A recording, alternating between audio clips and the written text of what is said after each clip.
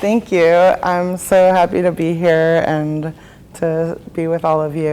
And so I'm going to share some history and a little bit of just process and getting to know you all a little bit. And then later today at 3, I'll be leading a workshop there where you'll get to like dive more into your own imaginations and what's brewing for you. So I grew up in Olympia, as you can probably tell if you heard me talking about where I went to high school. I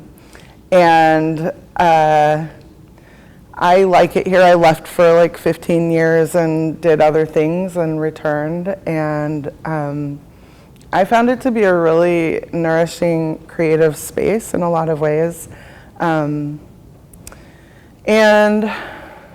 like I'll say right now, so I'm a multimedia artist, so I do a lot of different kinds of things. So just to give some context of just, this has been a very busy week, but I'll just name some of the things I've been working on this week as a like idea of what my life is like. So I'm in a band called The Beauty, and we have been playing together for over a year, and our first show is tomorrow, and there's some flyers back there. If any of you want to come, it's going to be really sweet. So we have been recording for the past 6 months and just put out an album that is like available now, like it just came out yesterday. And then I work for this organization called Sins Invalid that's does these really beautiful they're theater pieces, but they're generated from individuals' work and then kind of like weaving it all together. And those shows are in the Bay Area usually, although we sometimes tour. And I just created the website. It's like the first time I've made like a really nice website, and that just launched on Monday. And that's sinsinvalid.org. I invite you to look at it. Particularly as theater people to look at the gallery, because there's just like really beautiful photos of the work. And I'm working on a divination deck right now. It's you mentioned that I'm a Kohenet, that's a Hebrew priestess. So I'm like an ordained clergy person in this lineage of earth-based feminist Jewish spiritual practice. And so right now, between Passover and Shavuot is this 49-day portal called the Counting of the Omer, which traditionally, like thousands of years ago, it was counting the time until the barley harvest. And in the 1400s, the Kabbalists turned it into this mystical journey. And so you like move through all these different like portals on the tree of life. And so I'm creating a divination deck based on it. So every night I have this practice where I like draw kind of like the theme of the day. And so that's been occupying my time. Anyway, those are just like a few things that are going on in my life. I feel really fortunate to have been able to construct a life where I get to really focus on the things that are the most interesting and nourishing to me. And I know that's like a long-term life path that many of us don't ever get to. And it was like my contract with the universe of like, how am I gonna want to stay in this world? And particularly as a person with a lifelong disability, that's can be really complicated, and I could probably give a whole talk just about that. So that's some context. So I was born with a disability. I've had a prosthetic leg since I was like 4 years old, and I also have like definitely this performer aspect of myself. I don't know if anyone here is into astrology, but I have a Leo rising. Does that mean anything to you? That makes sense. Yeah, so you don't have to like think that means anything, but your rising sign is like what you kind of project out into the world. It's like your position kind of socially and in the community, and Leos are like performers and kind of tend to be the center of attention. And so you could have like an identity by yourself that feels totally not that, but then when you're like step out into the world, it's like, okay, Leo rising, everyone's gonna be looking at me, I better have a show. So that was a very kind of core experience for me as a child. And even at like, so at the height of my awkward like puberty time, I started doing musical theater, and it was so helpful to me to have a space that was not dominated by, I don't know, brand names and whatever was important at school, and to be like, I get to go like sing and dance with people, and then we like put on a show. So I did like Peter Pan and The Sound of Music and The Pirates of Penzance and Fiddler on the Roof and that kind of stuff. And I really loved it, and I was like starting to get some better roles. I think my favorite was, I was the modern Major General in The Pirates of Penzance, which was also happened to be the first time that I like did drag and like bound my breasts and stuff when I was like 13. Well, that was probably some kind of a root, if people know what that means. But on the other hand, I was like a goth kid and then a punk, and was like, and me, like I was a fat kid and I had a fake leg, and there weren't, like I wasn't like getting roles that were like exciting and getting to show like a lot of different aspects of myself. Like I would always be like a man or an old woman or in the chorus, and I just was like, okay, when I like looked at the musicals that were out there, I was like, there's maybe 4 or 5 roles that I could see myself in, and yeah, the reality was just that like my story wasn't being highlighted, I wasn't being written into other people's stories, and so I kind of stopped doing theater for quite a while and focused more on like being in punk bands and doing spoken word and performance art kind of stuff. And, okay, wait, I want to make sure I remember the things I wanted to say. Yeah, so just to bridge to you all, I got to see Fun Home, which was so fabulous. Were any of you in it? No? Did y'all see it?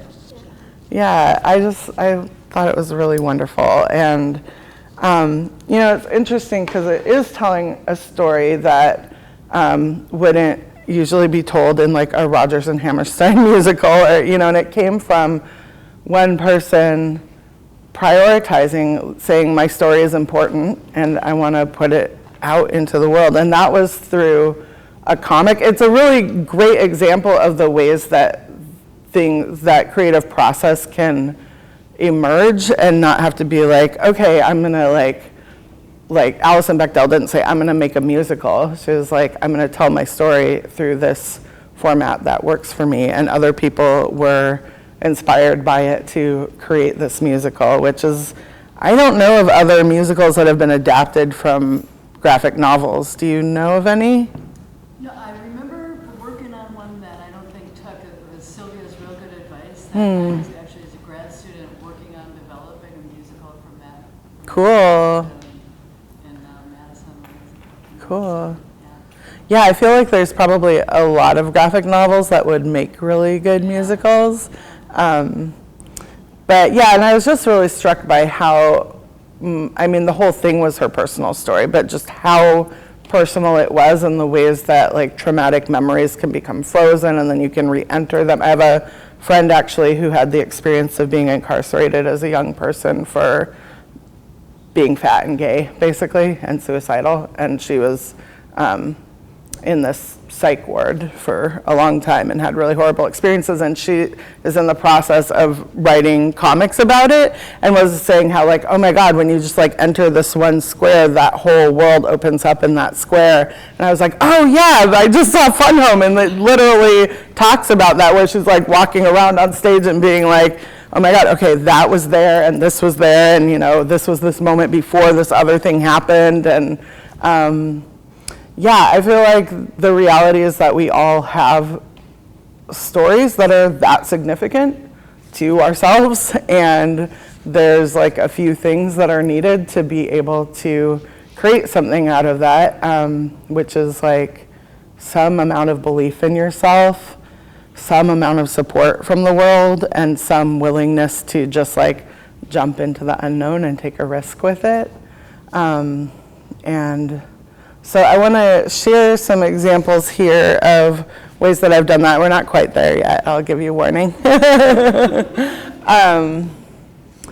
And also like encourage you all to do that work in your own lives and to support other people's work like that, because entertainment can be such a commodified thing where people think they know what people want, and so like cater it to something that's easy to consume. And we actually, like, storytelling is such a deep and ancient art that is medicinal, and that we really need to hear each other's stories and know what's actually happening for each other.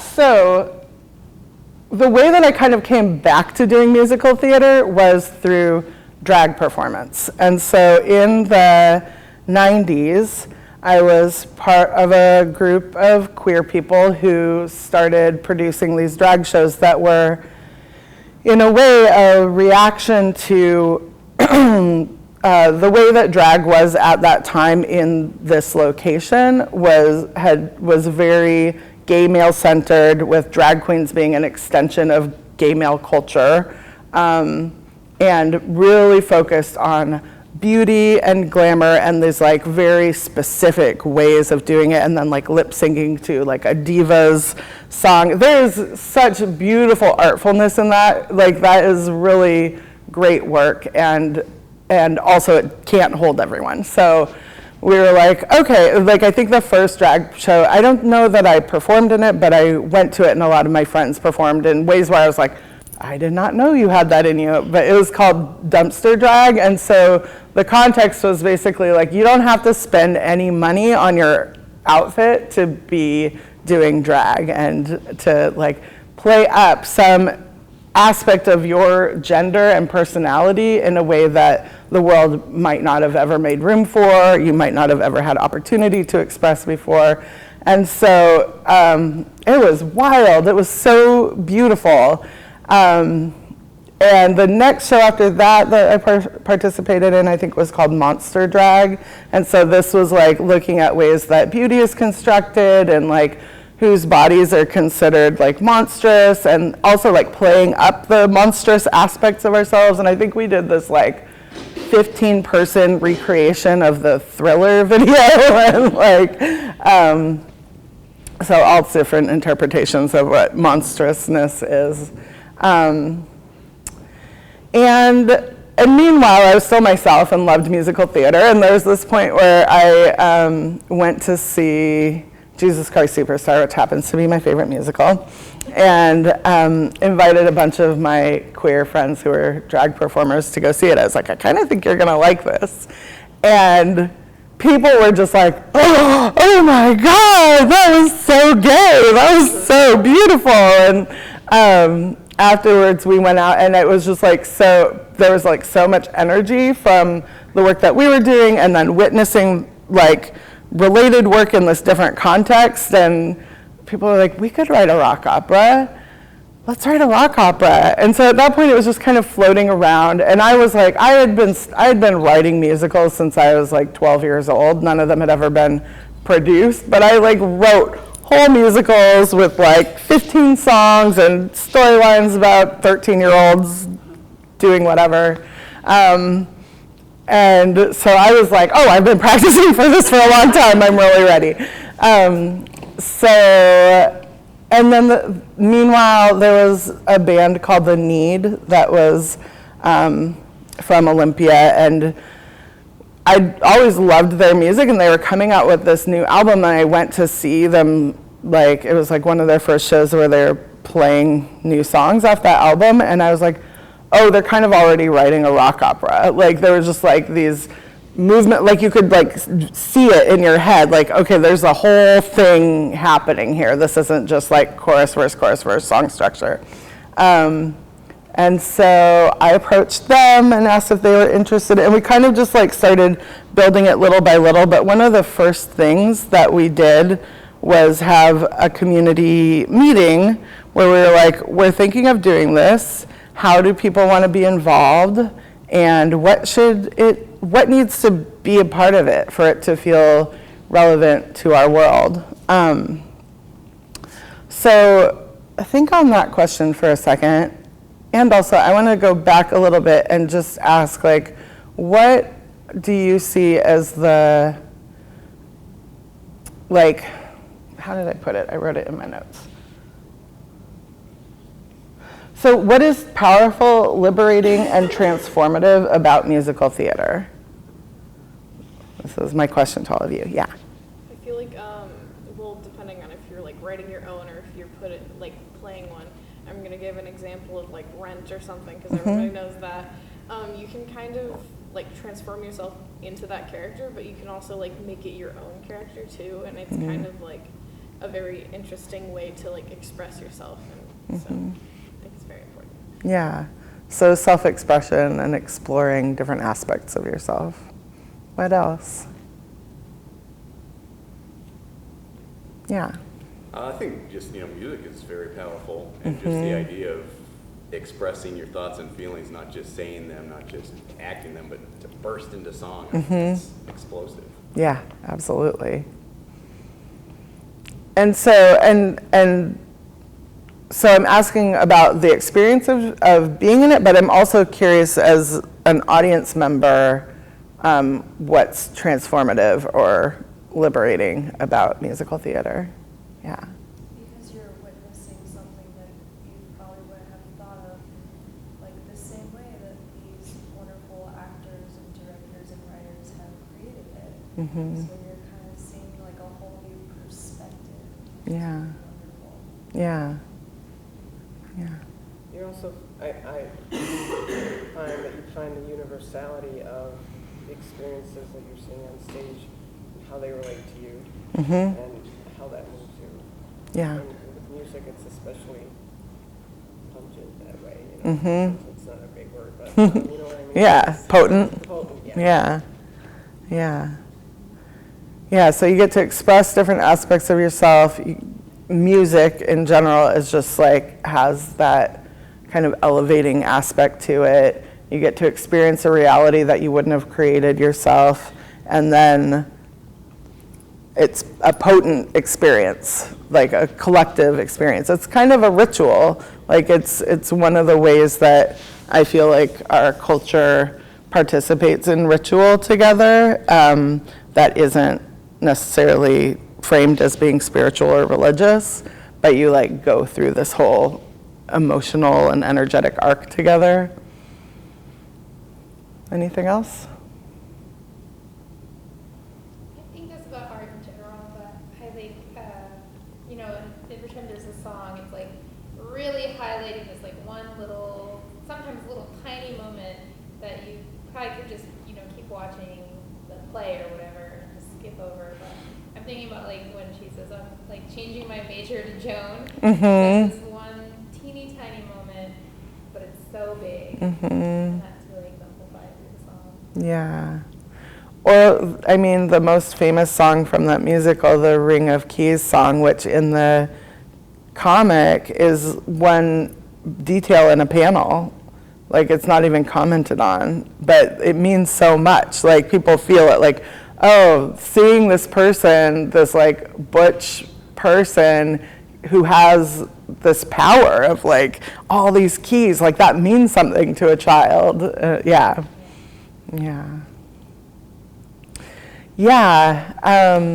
Anything else specific around? I think music dimensionalizes the experience, and so it becomes immersive in an interesting way. And I love how theater in general, and I think because of that immersion in musicals, allows for this collective but individuated experience at the same time. It's not everybody thinking and feeling the same thing. Right. But understanding their way into something differently. together. Yeah, totally. I also think that pairing the music with song and spoken word gives an emotional intimacy and internal dialogue that just talking doesn't. Even when you break the fourth wall and talk to the audience, there's not necessarily that richness of emotional impact. Yeah. Yeah, I'm thinking about in have y'all seen Spring Awakening? It's a musical that's based on a play that was actually written in the 1800s that is about young people and includes everything from, you know, just like emerging sexuality, sexual abuse, queerness, suicide, abortion, just like every intense thing that young people deal with was written into this musical in the it wasn't a musical, it was like a straight play in the 1800s, and it was banned for a really long time and then became a musical in the early 2000s. I think it was actually a reaction to the Columbine shootings that, I can't remember the name of the artist that wrote the music for it. Yeah, Duncan Sheik. So, but the way that it's done on stage is like, they're like during the straight like talking parts, they're just like, you know, talking to each other, and then when they're ready to sing a song, suddenly they have a mic in their hand, and it's like, that's their internal monologue, is that song, and it just really, it like opens up a thing that I think a lot of us might wish we had space for in our lives sometimes. What are the limitations of musical theater? Time. Say more?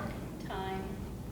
Sometimes stories just need a lot of time, and trying to keep it tight just doesn't allow the exploration and the depth and the feeling that it seems warranted. Yeah. It becomes a shorthand. Yeah. And that the shorthand can express that bigness that can stick with you for a long time, but it doesn't allow you to sit in it very long. Right, totally.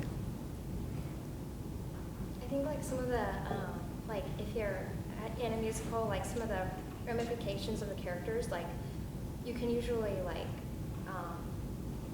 go pretty far with your like own creative, your own like creative risks in like a musical theater role, but also then like you have to keep it kind of within the confines of like who the character is. Mm-hmm. So you can't just be like, oh, I'm actually going to have this character be like this instead and change the role because it's written in a specific way. Is that what you mean? I think so, yeah. Okay. It's not the same thing as being like, I'm going to create a piece about my experience. I would just want to make sure I understand what you're saying. Mm-hmm. Okay. Yeah. What else?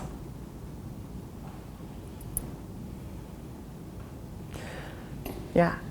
This is kind of basic, but sometimes like we envision that we have like certain, like very certain and specific props that like everyone uses, and like oftentimes those don't work out. So like there's just like a little feeling of disappointment, like oh, if only I had that like one prop that would be perfect for this character, would have like added more to the experience. Can you give an example of that?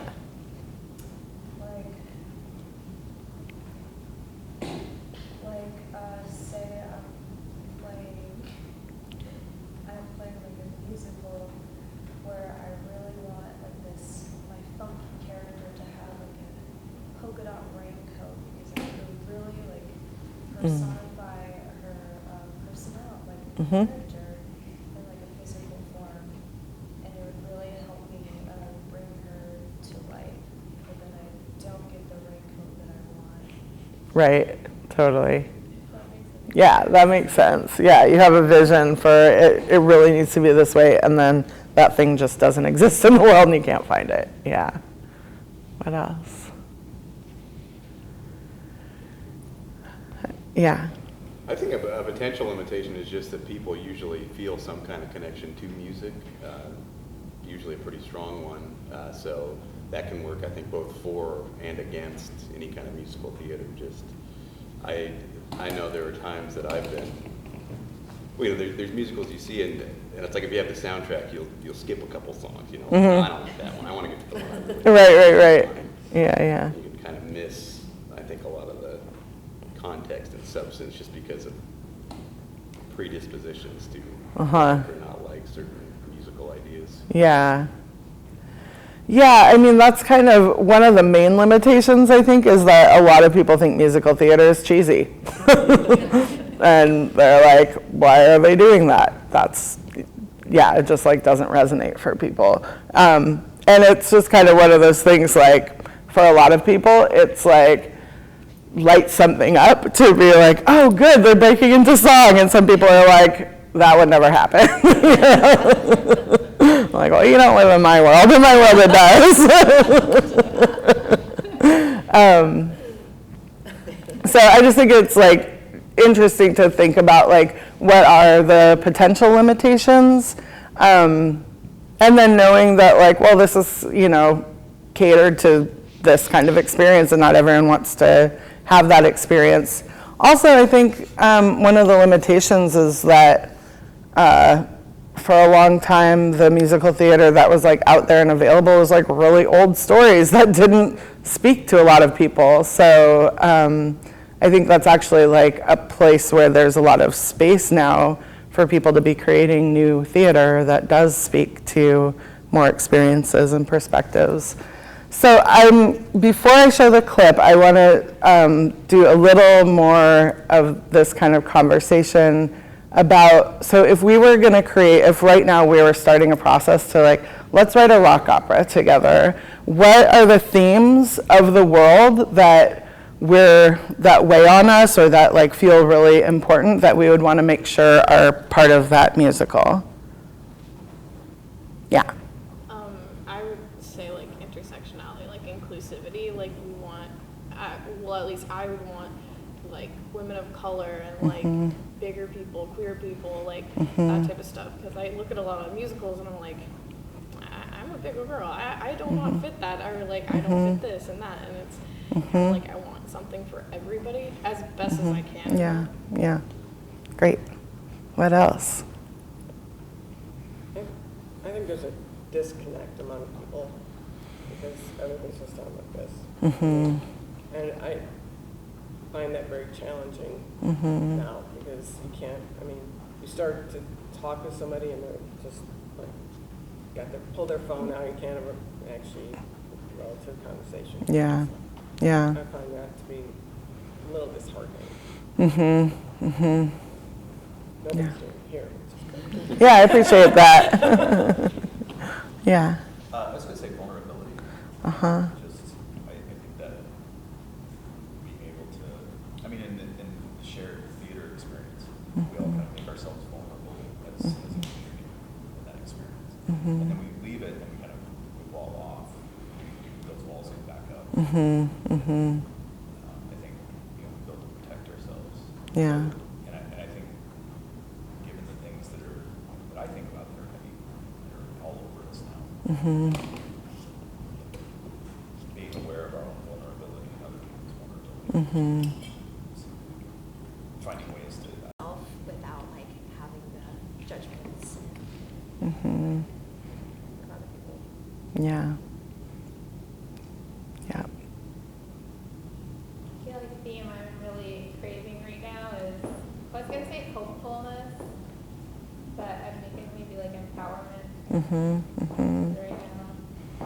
There's a lot of like stuff going on. There's a lot of Facebook action going on. Something that is empowerment. Yeah. Empowerment. Yeah, so we want it to inspire hopefulness and empowerment. We want for people to feel like they can express their true selves. So I also feel like we're kind of tiptoeing around like all the issues of the day. Like what are the actual like plot points or like issues in the world that we would want represented within this? Yeah. Maybe like abortion laws. Yeah, there you go. Hegemonic male violence. Yeah. Well, in the sense of being gaslighted, that there's this dominant culture that is completely gaslighting everybody's experience. Yes. Yeah, this is rich. I'm like, let's write this musical. Yeah. What else? Yeah. At least from a queer standpoint, I know there are a lot of queer issues. I know some states are trying to like revoke like marriage rights again, and like so there's a constant issue. Like we could bring in home life issues and like going through that. gun laws, school shootings, things like that. Yeah, actually, when you were speaking before, I was thinking about this idea that I had for a musical that I never wrote, but it was like, if it sounds stupid, but I think it could be an interesting moment. It's like somebody who's ready to shoot up a school and like time stops, and then instead they get to like really fully express themselves in that moment, and like what would that look like? Yeah. I feel like you have to write that now. Maybe. Anything else that needs to be in our musical? Dates, ancient violence, aka police brutality. Yeah. Yeah, tying into that, I was thinking, like, including a lot of people of color in their issues in society today. So white supremacy and racism and violence. Or, yeah, incarceration, These are like, institutions. These are potential fees can I add anti-capitalism? Yeah. Yeah. We welcome that. Yeah. and can all of these things be accomplished without an apocalypse? Right. Okay, so I want to share with you some of what we talked about that we wanted to put into this rock opera that we wrote in the year 2000, because it was a lot of related things, and I'll share that the framing that we had. Okay, so no, first I'll say what were the things we wanted to address: addiction, gender non-binaryism / multiplicity of gender, and flexibility of and nuance of sexuality, environmental collapse, corporate control and dominance, the ways that people get like basically worked to death and are not adequately compensated for that work. Police violence, those are some of the things. But also it was like, you know, every moment in it is an opportunity for some subtle reference to the world that we live in. So like so the context for the show is that it's 100 years after the downfall of the American Empire. And now, so there isn't like a United States government, but there's the kind of like ruling body is just called the corporation. The main characters are the transfused, but what they're called by the corporation are mongrels, and they're these kind of like animal-human hybrid multi-gendered beings. They work in a fat-free fat factory, producing fat-free fat for the corporation, and then they're paid with this. It's kind of unclear exactly what it is. Like they go into this booth every day at the end of their workday and are like, ugh, and it's called the fix, and it supposedly makes the unbreathable air breathable for them. Of course, the air is unbreathable because of these factories that are creating this like environmental devastation. So it's like they are kept looped into this system that there doesn't seem to be any escape from. And there's this kind of military aspect of the society they're called the sliders, and some of them were mongrels and then became, you know, like were able to take on some power by becoming the kind of like military enforcers. And then there's just all their individual personalities and how they interact, and the whole show takes place over 3 days. There's also this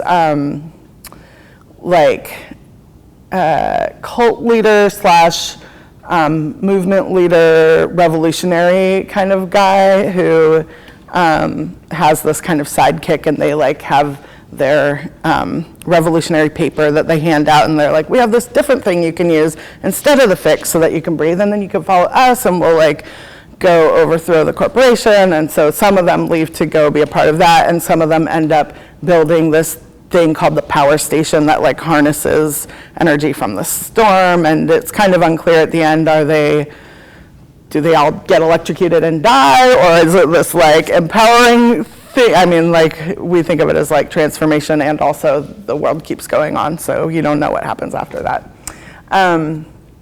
So that's some of the context. We worked on it, like, I think we started working on it literally this time of year 20 years ago, and then put it on in July of 2000. So we were writing, recording, staging, fundraising, like all of it, all at the same time during a year in which I barely slept.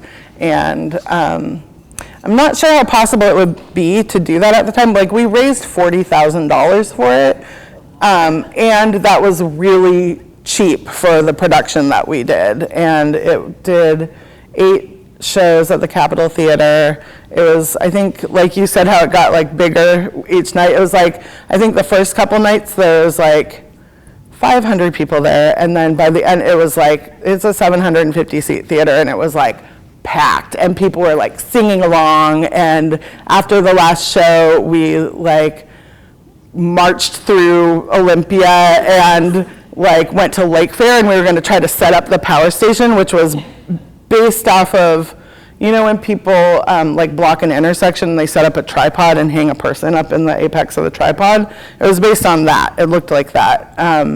And we were gonna like set it up at Lake Fair and sing, and the cops took it from us. And then there was an article in the paper that was like, we stopped this anti-capitalist protest from happening. And we were like, well, that's not wrong, but also it's musical theater.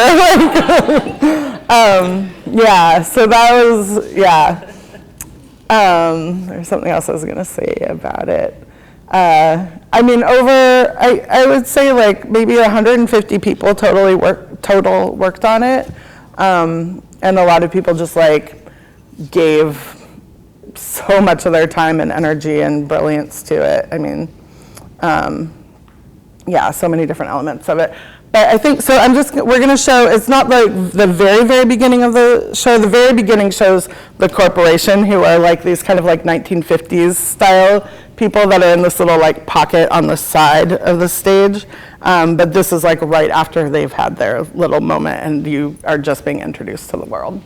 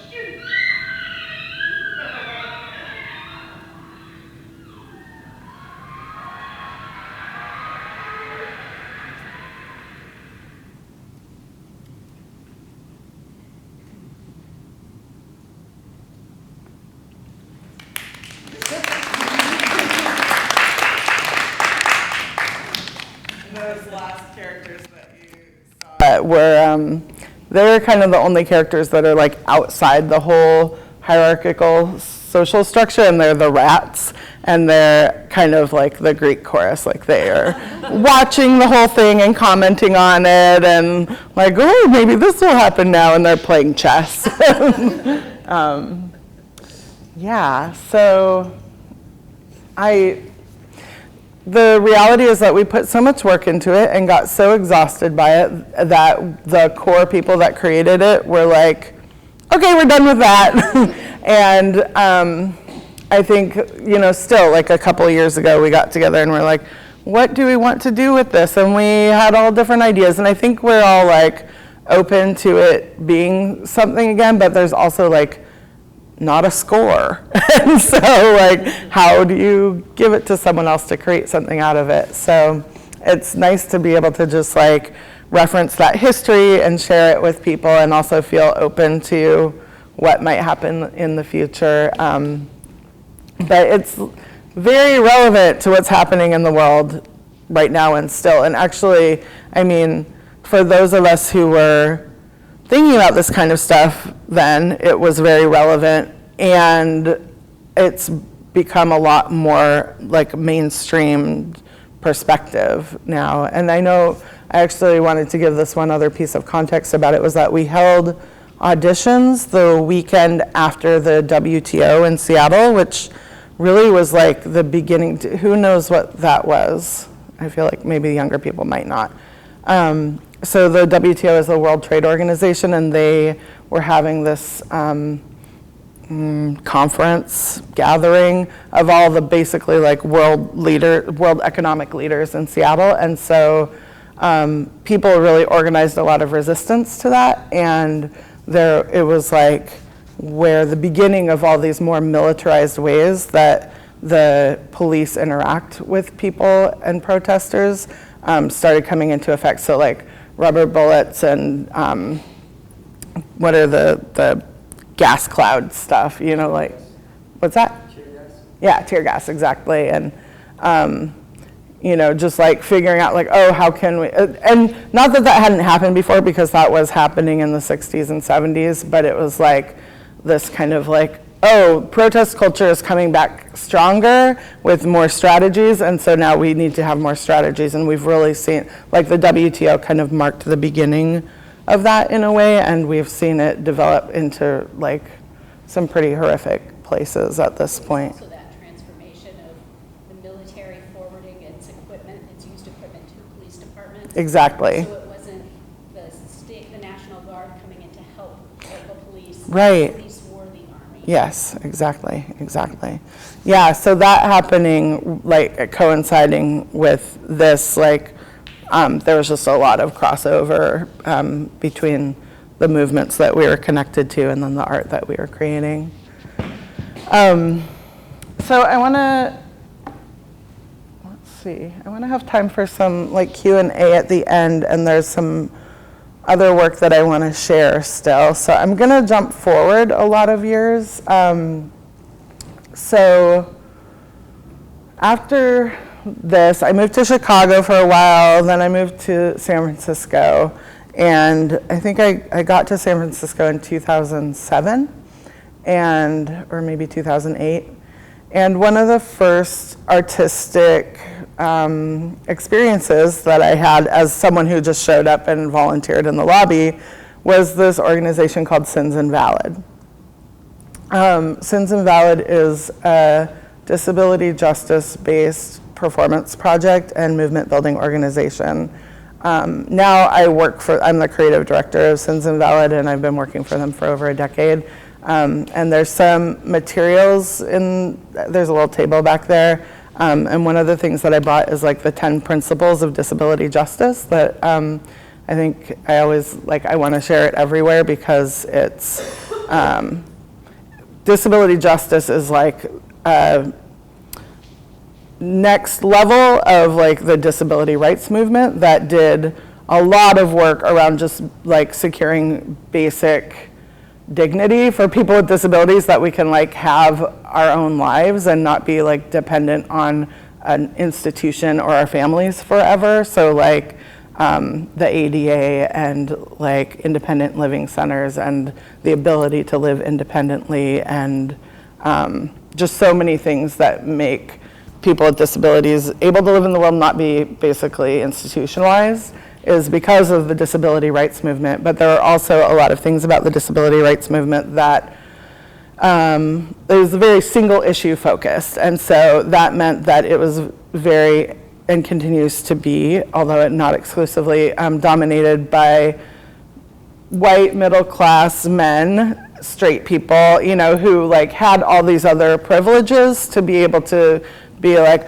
why don't I have every privilege in the world? I should, everyone around me who's like me does, and I just have this one thing. And so that really, like, there's then a lack of perspective of like, okay, there are disabled people in every part of society in the world. There are disabled people in prison. There are disabled immigrants. There are disabled trans people. There are disabled queer people, disabled people of color. You know, it's like, and so for every person, all of the things that we are what impacts us. And that's what you mentioned, intersectionality earlier, which is a framework that was developed by Kimberly Crenshaw, who's a black woman, to explain how black women's experience is different from white women's experience or black men's experience. It's like, and it's not just, I experienced this and this. It's like the combination of all of that creates this whole experience of the world that is both, you know, can be really oppressive and difficult, and also gives all these gifts and strategies and community and culture and history. So when I went to see I guess was the 2008 performance. I don't know. No, it must have been 2007. Anyway, went to see the first show of Sins Invalid that I ever got to witness, and saw like all these queer people and people of color and trans people who were disabled talking. And the shows are specifically, like, the organization was founded to create work around disability and sexuality, because sexuality is a place that we experience our wholeness. And so it was like, this isn't just about disabled people having a right to exist, this is about asserting our wholeness. And just to give a little context, that the two founders of the organization were Patty Byrne and Leroy Moore, and Leroy Moore is a disabled black man, and Patty Byrne is a disabled queer woman who's Haitian and Japanese. And they had both, like, Leroy's work had really focused on police violence against people with disabilities, and Patty's work had been in the field of, like, eugenics and, like, basically trying to prove that people like her deserve to exist and not be killed, you know, or like engineered out of existence. And so for both of them, they were like, we need something that's affirming. And so they launched this organization. And my experience, and many other people that I've talked to, is of like getting into that space and feeling like, oh, I've never experienced this kind of wholeness before. I didn't know that was possible. Like, my whole body was like, zzz, and I just felt like, okay, this is where I have to be. And then the next year I got to be in the show, and then have become more and more involved in the creation and execution of the project. And for me as a performer in the show, it's really different. Like, I think I came in being like, well, we should like write a piece and then cast it, and that's just not the way that it happens. So we're working on a piece right now that'll be debuting in the Bay in October, and it's called We Love Like Barnacles, and it's about crip bodies in the context of climate chaos. And so we're creating work about disability and climate chaos, which is actually coming kind of like to this whole other point, because it's not about wholeness and sexuality, it's actually about really big types of death and destruction that we are implicit in and experiencing in a different way than non-disabled people, and kind kind of sinking into that reality and seeing what we can do with it from our own wholeness. But as a performer, so as a performer coming in and being like, what are the things that I'm really feeling into in my own world, and how can I create something for an audience that communicates that experience? And I've come to really it's like I work with performance in this way where it creates my whole world for a while. It's like what I'm so steeped in, and it's this vision that I'm working to create a manifestation of. And then there's this like one point of contact, or maybe it's, 3 to 8 points of contact, which is the actual performance. And at that point, that vision is being transferred from my world into other people's world. And then it pretty much disappears for me. It's like I've put all the energy towards it. It ends in that moment, and then it takes on a life in other people. And coming to be all right with that, and realizing it's not ever totally a shared experience. It's like it's a transfer of experience. But in order to create that transfer, it's like the piece I want to show you in a minute. So the theme that I was working with was around certain traumas from my life and abandonment issues, and this feeling of like not like the ways that I would protect myself in the world kept me from actually tending to the part of myself that really needed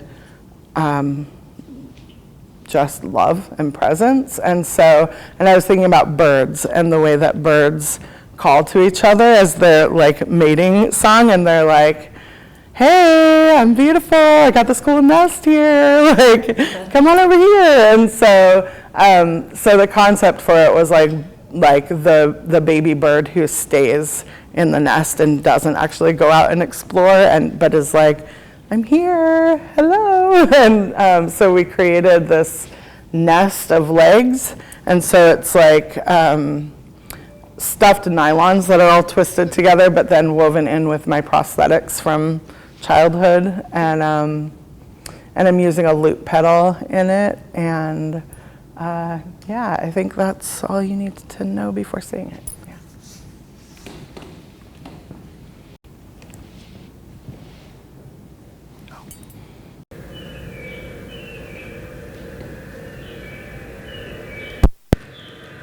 I wake up in the hospital, the sheets crisp and cold under my body.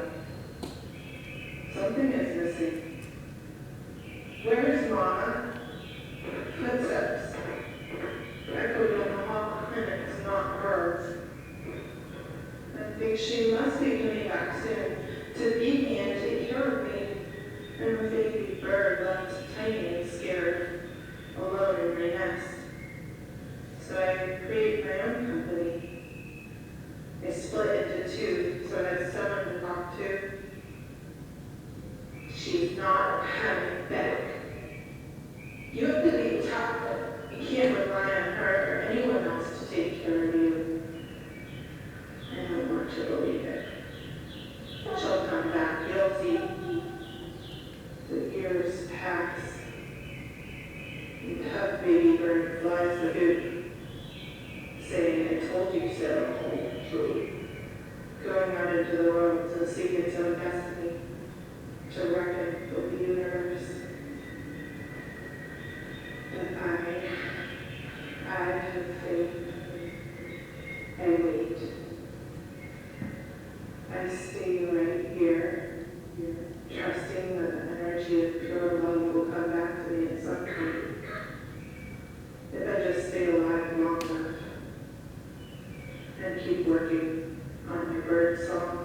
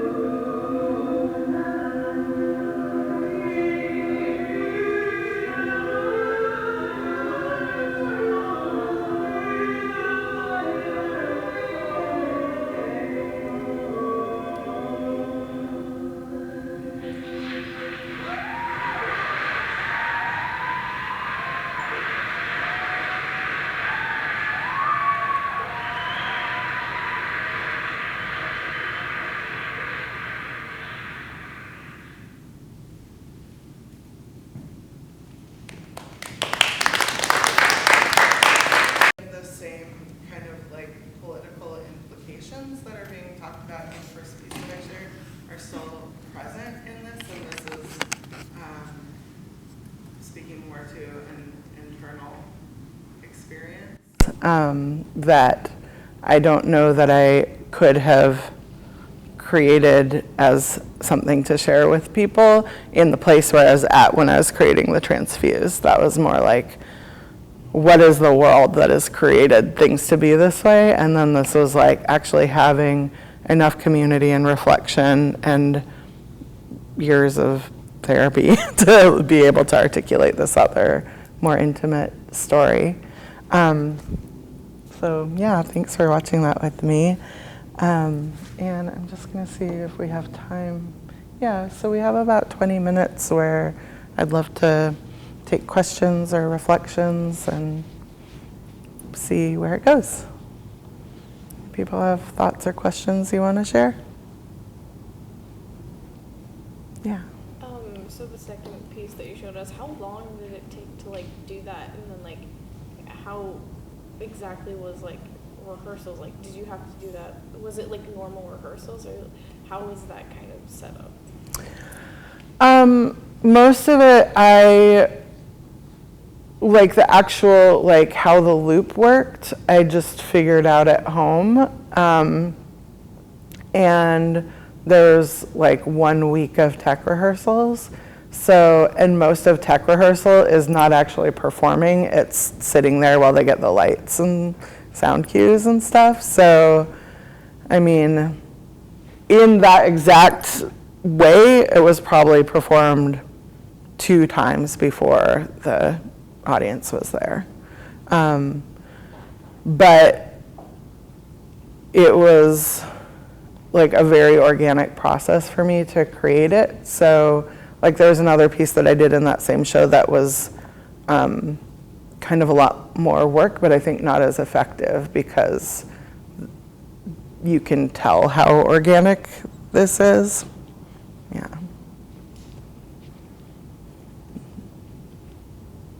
Well, I think you can also tell the layers and layers of the sound and music together. Mm-hmm. That it was just a beautiful transition into the end piece when they come together like that. Mm-hmm. That's where you can see how music and sound can come together and create something so beautiful. Yeah, thank you.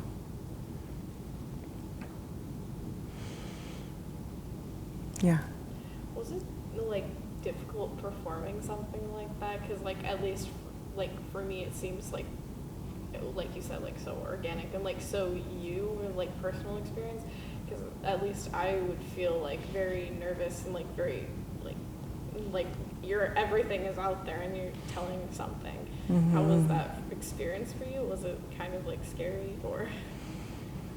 I didn't feel scared with that piece. I felt very held by the director and the tech crew and the other performers in the show. I think the scariest thing was sitting on that stool and being on a moving platform. That was like a little bit nervous. As if like the person holding me pulls too hard while we're, is like that was the technical piece that was scary. But in terms of like putting myself out, it felt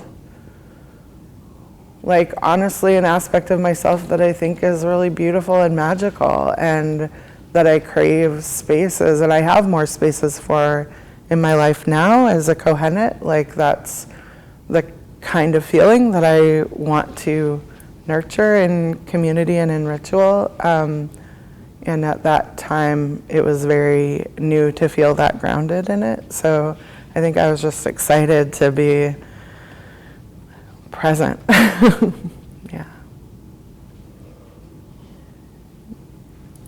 I think it's fascinating and wonderful that when a performer goes to that place,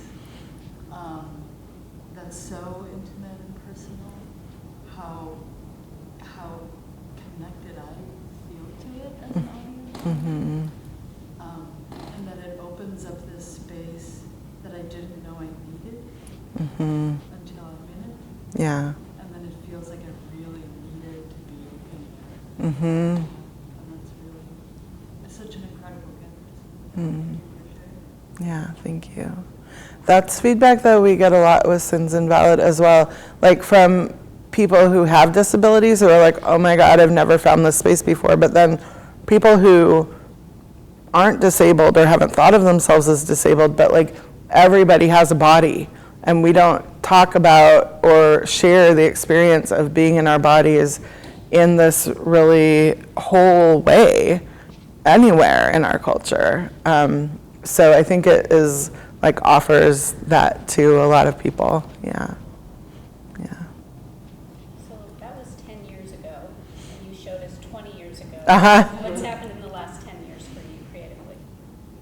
Well, a lot of it has transitioned to being in the context of ritual and like spiritual practice.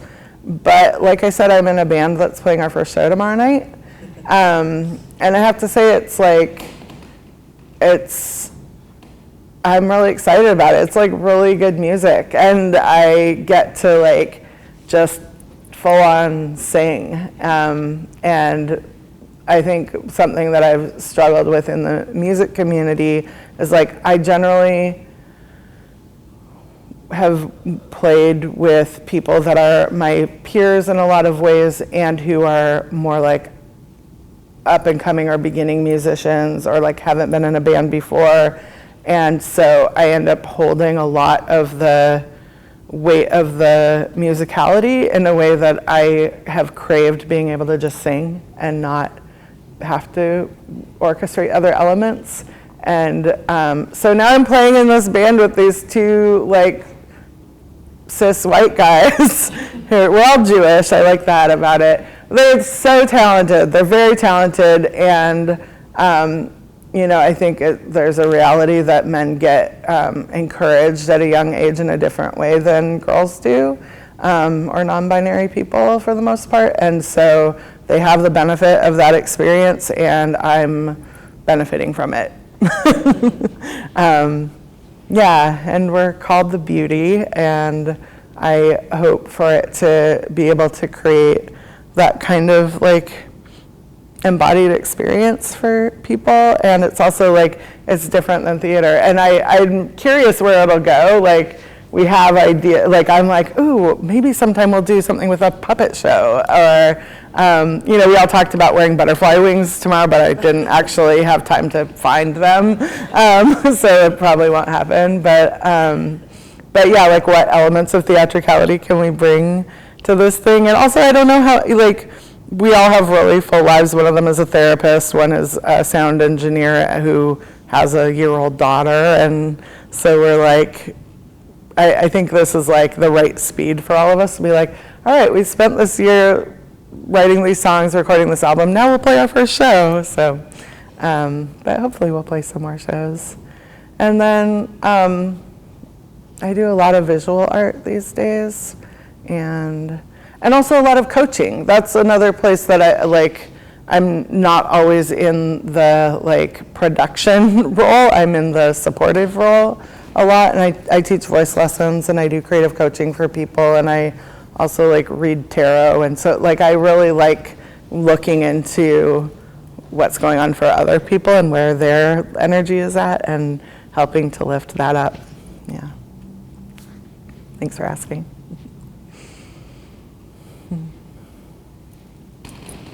Other questions or reflections? Yeah. I'm just kind of curious because, I mean, obviously it seems like in your performances there's a lot of yourself, and it seems like it's very personal to you.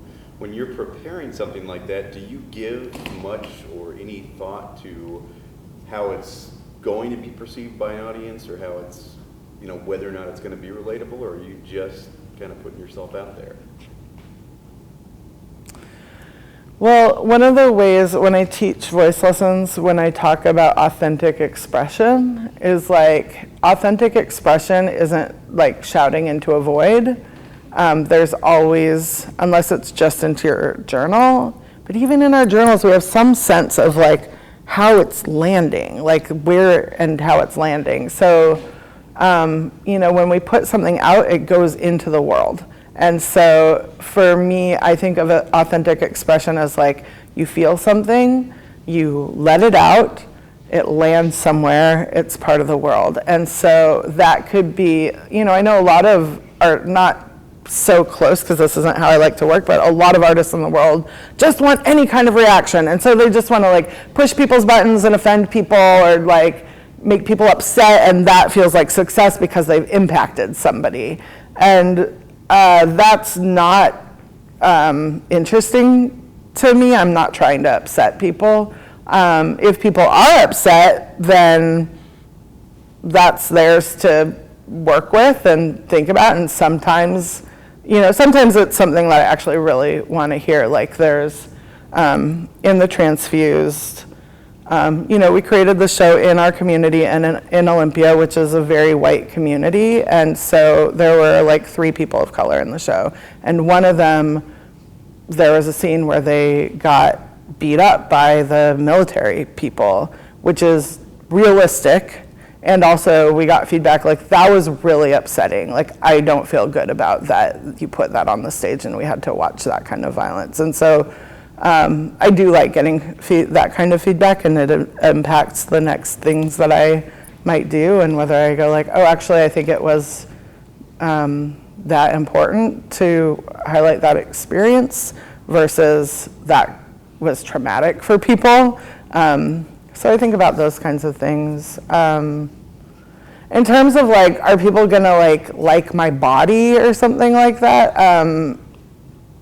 I try to get as much distance as possible from that concern. Like I was raised in a culture that was obsessed with thinness, and I was indoctrinated by it and did a lot of dieting from ages 5 through 17, and then at age 17 learned a fat liberation perspective, and that's informed everything that I've done since, and it's always like going on in my head, but that's an internal conversation. I don't really, I think about how much do I need to protect myself in order to not like receive violence from the world, but not like, is someone else gonna be okay with this? Yeah.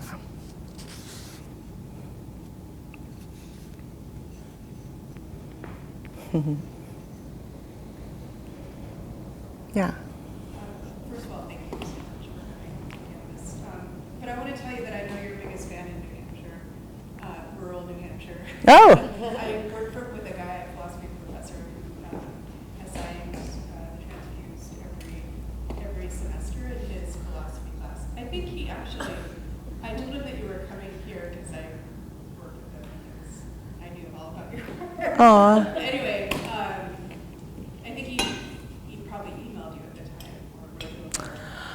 Does that ring a bell? Did he used to work in Illinois? He used to work in Illinois. Yeah. Oh my God, he's still teaching it. That's amazing. Yeah, that's so, I'm so honored. And this school, if I could paint you a picture, is 1,500 students in the woods. Wow. So, yeah. Cool. Kind of. Yeah, thank you. Yeah, I mean, that's like a dream to put that much work into something, because it is rich. There's a lot there for people to look at, and like I said, it's like you create something and then it transfers into other people's realities, and then they do something or not with it. So that's really cool. Yeah, my dream, and it's like I'm starting to be like, I'm just going to speak this dream. My dream is that Laverne Cox will want to relaunch a production of The Transfused, and that it will be led by people of color and probably some of it rewritten. But like the elements of it and the structure and a lot of the music and the story would be used to create something that would be more available to the world. See it live? I want to go see it. Yeah, well maybe it'll be, yeah, who knows. I know, I'm like, you could, but I would be like, oh, we should do it here, but we don't have a score. Every time we talk to each other about it as a group, we're like, oh yeah, we got to do that. It's so complicated, and each person wrote their own part, so how do you, yeah, we don't even have like the soundtrack we were recording while we were writing the music and producing the show, so the soundtrack doesn't have the whole show on it. It's like probably half of the music. Software that does that now? There is, and we always talk about that, and it's like, yeah, I mean, the person who wrote all the the keyboard parts and the drumming parts, she's like a drummer who plays with her bass drum facing up and standing, and so it's like, how do you notate for, the drummers would have to totally change their way of playing drums, and yeah. And Radio, who was the guitarist, is like, I mean, she's like a really accomplished guitarist, but she doesn't read music, and Rachel can't play guitar, so yeah, anyway, yeah. I definitely could, like, if I like got a grant and had like time to do it, I could go through and like type out all the lyrics. That I could do. I think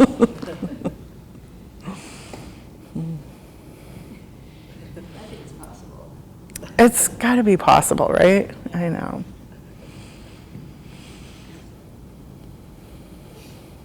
Yeah. Anything else?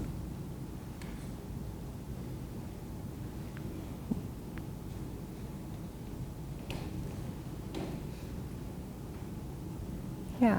What's the creative workshop?